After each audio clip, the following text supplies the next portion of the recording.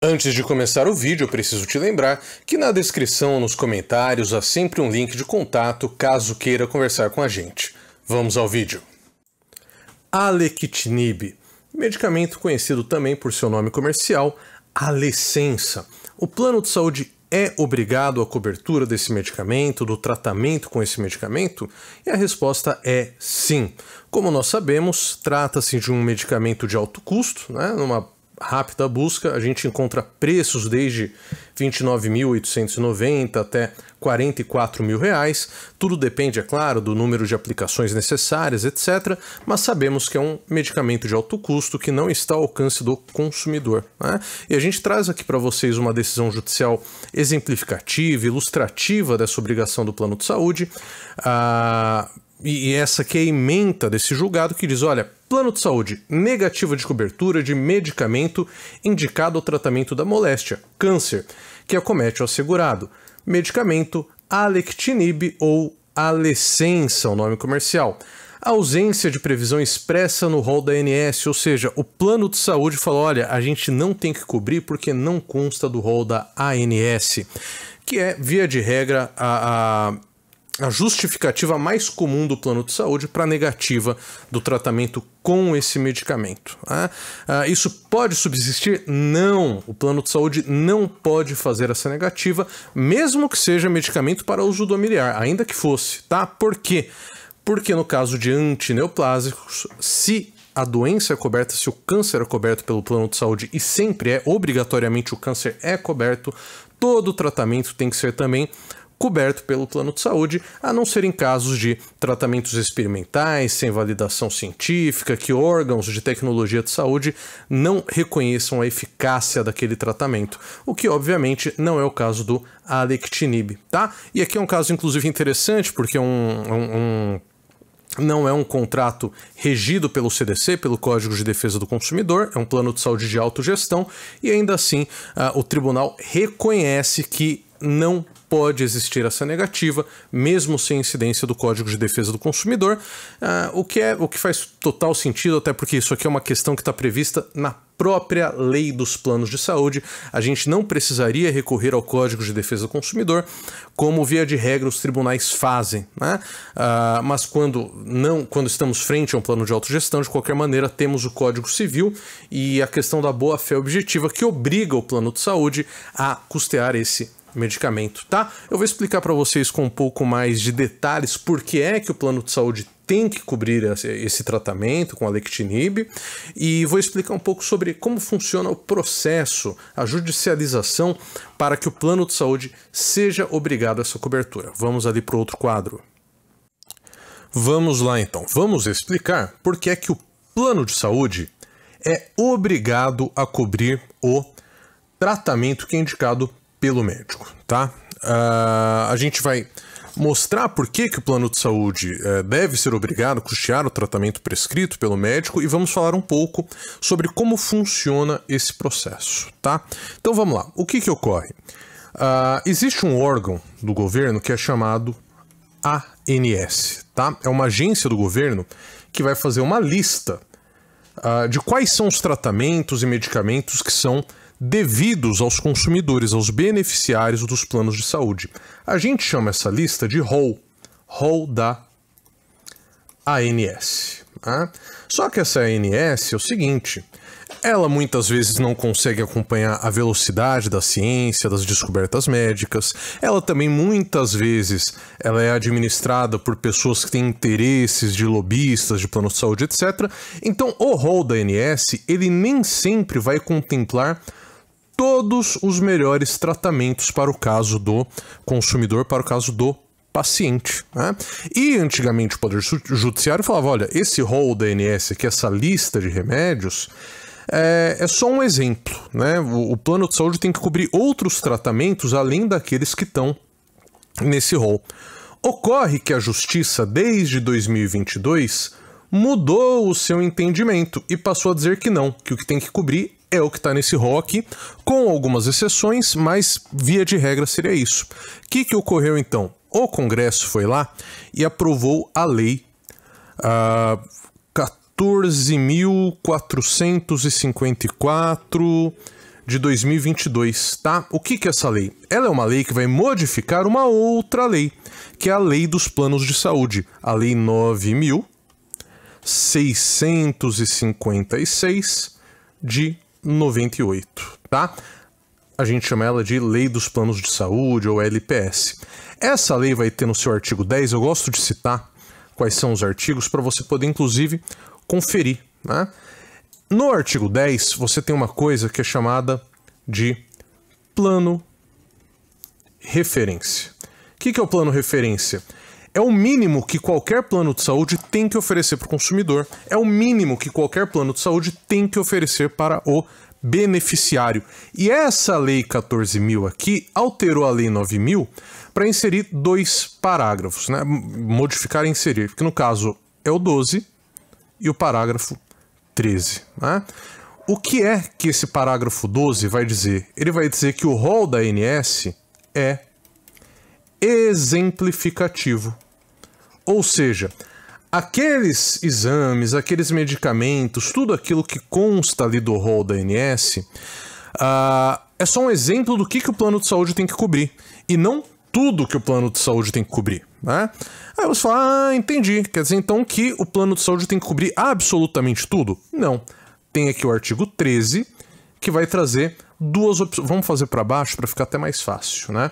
O artigo 13 vai explicar que há 2 casos em que o plano de saúde tem que cobrir o tratamento que está fora do rol da ANS, que são os casos em que o tratamento tem comprovação científica e o caso em que o tratamento, medicamento, ou exame, ou seja lá o que for, é aprovado pela Conitec, que é um outro órgão, ou outros órgãos internacionais de tecnologia em saúde, tá? E aqui é importante a gente frisar que a palavra que a própria lei traz é ou, tá? Ou seja, você não precisa que haja comprovação científica e, ao mesmo tempo, seja aprovado por um desses órgãos aqui. A Conitec é um órgão internacional. Basta um dos dois. Mas a verdade é que, assim, essa segunda opção aqui, que é da aprovação da Unitec ou de outros órgãos, ela é meio que... Eu achei besteira pôr na lei, para ser sincero, porque se está aprovado por um desses órgãos, é porque há estudos que comprovam a eficácia científica daquele medicamento ou daquele exame para diagnosticar uma doença ou alguma coisa, né? Então isso aqui é um pouco besteira. Mas, na maioria dos casos, quando o médico ele prescreve um medicamento, nós temos as 2 coisas, tá? Porque o próprio Código de Ética Médica, ele não permite que o médico prescreva tratamentos experimentais. Tratamento experimental é uma coisa que não é um médico no dia a dia que vai passar para você. Quem vai passar para você tratamento experimental pode ser um médico dentro de um instituto de pesquisa, né? Geralmente não é o caso. O médico do plano de saúde, ele não vai fazer isso, ele só vai te passar um medicamento que tenha comprovação científica, ele já foi testado, já teve pesquisas a respeito da efetividade daquele medicamento ou daquele exame para poder colaborar com o eventual diagnóstico, com a manutenção dos cuidados com a saúde do paciente. E ele normalmente, aqui realmente o Conitec demora muito, tá? Mas quando a gente, aqui no escritório pelo menos, quando a gente vai entrar com a ação, a gente sempre junta no processo documentos que demonstram que existe comprovação científica, e geralmente existe, porque como eu disse, o médico não vai receitar para você um tratamento experimental, ele não é louco de fazer isso, né? Via de regra, lógico que pode ocorrer, né? Tô falando aqui pela experiência que a gente tem no escritório. A gente confia em entrar com o processo porque a gente confia que o médico não tá lá apostando o CRM dele numa aventura, né, no experimento. Mas geralmente, se tem comprovação científica, algum desses órgãos internacionais vai já ter aprovado a utilização desse medicamento, desse tratamento em geral, né? A gente costuma buscar muito aqui no escritório as aprovações do FDA, tá? Que seria um equivalente à Anvisa, só que lá dos Estados Unidos, né? E é muito importante estar de olho em tudo isso aqui que eu estou trazendo para vocês. Por quê? Porque como essas mudanças, pode ver a Lei 14.000 que eu citei, ela é de 2022, né?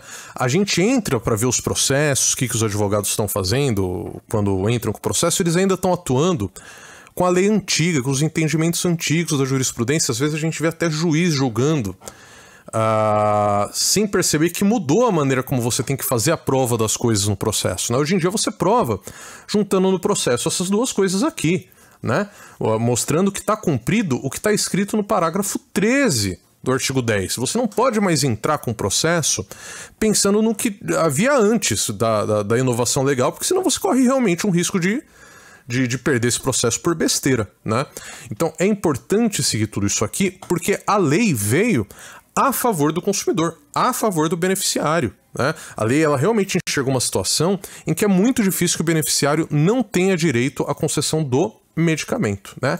Mas aí a gente precisa aprofundar e lembrar de duas situações, tá? A primeira é a da medicação off-label e a segunda é a da medicação para uso domiciliar, tá? Vamos lá. Off-label, o que é off-label? É aquele medicamento que ele está sendo utilizado, mas que aquele uso em específico não está na bula do remédio, né? Então vamos supor, você tem um problema de... você tem um tipo de tumor, que é um tumor X, né? E o tratamento para esse tumor, ele é geralmente feito pelo medicamento Y. Ocorre que o medicamento Y foi testado e não funcionou. O seu médico sabe que existe um medicamento Z, que ele é aprovado pela Anvisa, é um medicamento que ele é seguro e que ele é usado para tratar... Eu vou pegar um exemplo bem bobo aqui, mas é só para você entender bem o que é o off-label. Ele é usado para tratar queda de cabelo. Perceba que assim, entre queda de cabelo e tratar um tumor, a princípio não tem nada a ver, mas há estudos científicos, a comprovação científica de que pessoas que estavam usando esse medicamento para queda de cabelo e tinham esse tipo de tumor, viram a diminuição do tumor. Ou seja, o medicamento não foi feito para tratar esse tumor, por isso não está na bula. Mas o medicamento é seguro, ele é aprovado pela Anvisa, é um medicamento que tem comprovação científica de que ele vai tratar o seu problema. Logo, o fato de ser uma prescrição off-label, de não estar na bula, não invalida a prescrição, tá? Então o plano de saúde tem que cobrir, tá? Tem que cobrir esse medicamento, mesmo que seja uma prescrição off-label, uma prescrição fora da bula. E aqui, por fim, a gente vai ver uma questão que é não menos importante, que é se o remédio for de alto... Porque se é um remédio baratinho, normalmente a pessoa não tem interesse em ver esse medicamento coberto pelo plano de saúde. Mas e se é um medicamento de alto custo para você utilizar em casa, que é um medicamento domiciliar? O plano de saúde é obrigado a cobrir? E a resposta é não, tá? A gente tinha algumas decisões da justiça no sentido de que se o medicamento, o tratamento, ele é um tratamento de alto custo, o plano de saúde deveria custear mesmo que fosse para uso domiciliar. Hoje o entendimento, e tem uma exceção que eu vou trazer para vocês, tá? Mas hoje o entendimento é que o medicamento para uso domiciliar, por mais que ele seja de alto custo, ele não tem que ser coberto pelo plano de saúde. Ele deve ser coberto apenas quando é para uso, que a gente chama de uso hospitalar, né? Que é o uso quando você está internado, ou uso ambulatorial, ou seja, quando você tem que ir até uma clínica médica, um hospital, qualquer coisa, nem que seja só para aplicar o medicamento e ir embora, né? Mas se ele é aplicado ali no âmbito ambulatorial ou hospitalar, então sim, o plano de saúde deve cobrir o medicamento. Agora, se é domiciliar, aí não deve. Qual é a exceção? A exceção são os medicamentos antineoplásicos, tá? Ou os que fazem parte desse tratamento. Ou seja, se são medicamentos para tratar câncer, para tratar carcinoma, para tratar tudo que for câncer, então sim, mesmo que for para uso domiciliar, o plano de saúde tem que cobrir esse medicamento. Ah, mas esse medicamento ele não é exatamente para o câncer, ele é um medicamento porque outro medicamento que eu tomo para o câncer me causa um problema estomacal, então eu tenho que tomar esse medicamento que é caríssimo para poder proteger o meu estômago. Não importa, faz parte do tratamento do câncer, portanto, deve sim ser coberto. Tá? Então, basicamente, quando a gente fala na obrigatoriedade de um plano de saúde de cobrir tratamentos, a gente passa por esses aspectos, né? E por isso, se você utiliza a tese correta, que é essa tese que eu passei para vocês, que é fazendo o quê? Pegando a lei 9656/98, aí seu advogado entra mostrando que o parágrafo 12 decidiu que o rol da ANS é exemplificativo. E aí ele mostra que, nesse caso, o tratamento, o medicamento, seja lá o que for que foi prescrito pelo médico, está ou comprovado cientificamente, ou já está admitido em órgãos de tecnologia da saúde, como, por exemplo, a Conitec, ou o FDA americano, ou, entre outros, tem a Comunidade Europeia, etc, etc. Mas se o seu advogado vem e traz esses dois pontos aqui e mostra para o juiz, a chance de você conseguir esse tratamento através de um processo judicial é enorme, tá? É muito, muito, muito grande mesmo, né? A não ser, lógico, como eu disse, que seja um caso de medicamento experimental, aí fica muito, muito difícil, né? E é um processo que ele é relativamente... ele é relativamente rápido, porque tem processos que são muito mais demorados, mas todo processo judicial é lento, né? Por isso, quando a gente entra com esse processo, a gente pede aquilo que geralmente o pessoal chama de liminar, né? Que é um nome que não é um nome técnico, o nome direitinho é tutela antecipada de urgência, né? Você pede essa tutela antecipada de urgência, que o pessoal chama de liminar, falando, olha, juiz, se a gente for esperar esse processo acabar, que vai demorar 1 ano e meio, quem sabe 2 anos, para poder conseguir esse tratamento, não vai rolar, vai piorar o estado de saúde do beneficiário, né? Então seria o caso da gente fazer o quê? Da gente ter uma liminar, uma ordem desse juízo, falando assim, olha, plano de saúde, você tem, por exemplo, 48 horas, se o caso for muito urgente, ou 5 dias, se não for tão urgente, para custear esse tratamento. Caso você não faça isso, vai pagar uma multa lá de R$1.000 por dia, de R$2.000 por dia que você demorar para realizar a cobertura do tratamento que foi definido pelo médico assistente, tá?